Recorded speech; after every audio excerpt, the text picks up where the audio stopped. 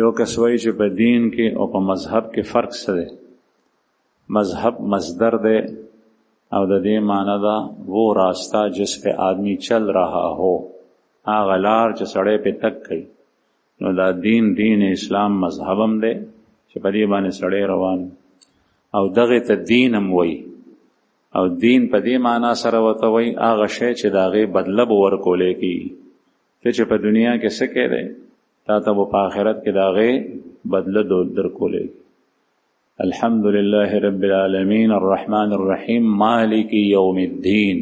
الله مالک د دین د ورځې دی. دلته دین نه مراد جزا ده، سزا او جزا د بدلې ورکولو د ورځې مالک الله دی. چې چا ښه عمل کړی دی ښه بدله به ورکوي، چې چا بد کړی دی بد. نو دین بدلې ته وایي.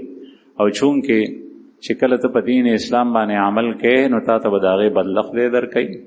او په دغه معنا سره په لغوي معنا کې دین بیا باطل دین ته هم ویلی کېږي. لکه د هندوانو هم یو دین دی خو حق نه دی. هغوی چې څه کوي نو هغوی ته به سزا ورکوي، خدای بدله به ورکوي سزا په شکل کې. نو دین او مذهب معنی جدا جدا دي او اطلاق د دواړو په یو کېږي. او نن سبا عموما مذهب چې کوم دی نو د ائمه او فروعي اختلافاتو کې چې د هر امام خپل استنباط دی اجتهاد دی هغې ته مذهب ویلی کېږي په عرف کې. مثلا مذهب حنفی، مذهب شافعی، مذهب مالکی، مذهب حنفی.